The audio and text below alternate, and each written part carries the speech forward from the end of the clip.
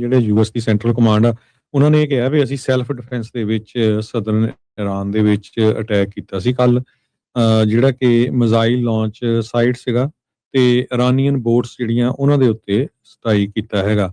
ਤੇ ਇਹ ਇਸ ਕਰਕੇ ਕੀਤਾ ਗਿਆ ਤਾਂ ਕਿ ਜਿਹੜੇ ਸਾਡੇ ਟਰੂਪਸ ਆ ਉਹਨਾਂ ਨੂੰ ਕਿਸੇ ਤਰ੍ਹਾਂ ਦੀ ਜਿਹੜੀ ਥ੍ਰੈਟ ਨਾ ਹੋਵੇ ਇਰਾਨੀਅਨ ਫੋਰਸਸ ਵੱਲੋਂ।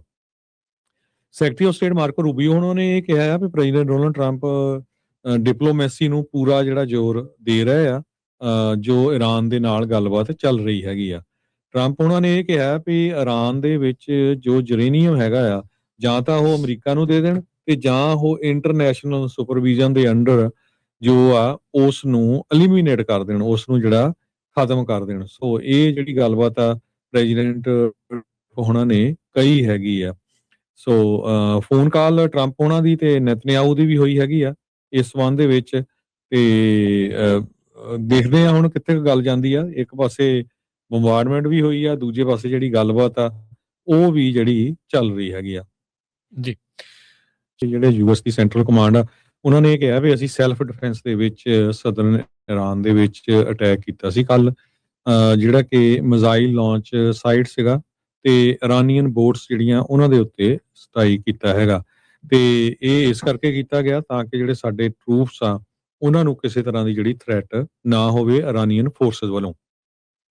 ਸੈਕਟਰੀ ਆਫ ਸਟੇਟ ਮਾਰਕੋ ਰੂਬੀਓ ਉਹਨਾਂ ਨੇ ਇਹ ਕਿਹਾ ਆ ਵੀ ਪ੍ਰੈਜ਼ੀਡੈਂਟ ਡੋਨਲਡ ਟਰੰਪ ਡਿਪਲੋਮੈਸੀ ਨੂੰ ਪੂਰਾ ਜਿਹੜਾ ਜ਼ੋਰ ਦੇ ਰਹੇ ਆ, ਜੋ ਇਰਾਨ ਦੇ ਨਾਲ ਗੱਲਬਾਤ ਚੱਲ ਰਹੀ ਹੈਗੀ ਆ।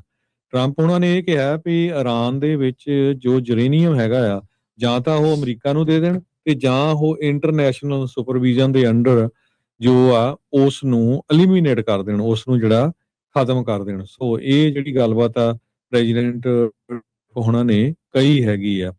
ਸੋ ਫੋਨ ਕਾਲ ਟਰੰਪ ਉਹਨਾਂ ਦੀ ਤੇ ਨੈਤਨਿਆਹੂ ਦੀ ਵੀ ਹੋਈ ਹੈਗੀ ਆ ਇਸ ਸੰਬੰਧ ਦੇ ਵਿੱਚ।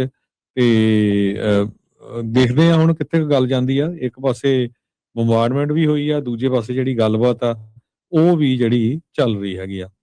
ਜੀ ਜਿਹੜੇ ਯੂਐਸ ਦੀ ਸੈਂਟਰਲ ਕਮਾਂਡ ਆ, ਉਹਨਾਂ ਨੇ ਇਹ ਕਿਹਾ ਵੀ ਅਸੀਂ ਸੈਲਫ ਡਿਫੈਂਸ ਦੇ ਵਿੱਚ ਸਦਰਨ ਇਰਾਨ ਦੇ ਵਿੱਚ ਅਟੈਕ ਕੀਤਾ ਸੀ ਕੱਲ, ਜਿਹੜਾ ਕਿ ਮਿਜ਼ਾਈਲ ਲਾਂਚ ਸਾਈਟ ਸੀਗਾ ਤੇ ਇਰਾਨੀਅਨ ਬੋਟਸ ਜਿਹੜੀਆਂ ਉਹਨਾਂ ਦੇ ਉੱਤੇ ਸਟ੍ਰਾਈਕ ਕੀਤਾ ਹੈਗਾ। ਤੇ ਇਹ ਇਸ ਕਰਕੇ ਕੀਤਾ ਗਿਆ ਤਾਂ ਕਿ ਜਿਹੜੇ ਸਾਡੇ ਟਰੂਪਸ ਆ ਉਹਨਾਂ ਨੂੰ ਕਿਸੇ ਤਰ੍ਹਾਂ ਦੀ ਜਿਹੜੀ ਥ੍ਰੈਟ ਨਾ ਹੋਵੇ ਇਰਾਨੀਅਨ ਫੋਰਸਸ ਵੱਲੋਂ।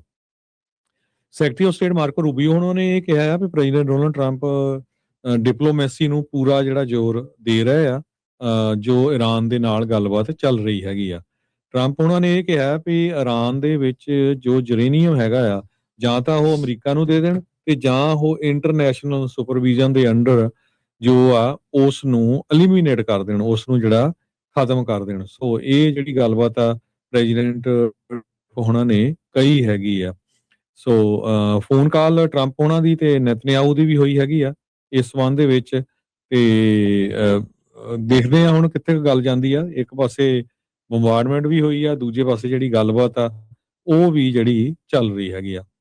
ਜੀ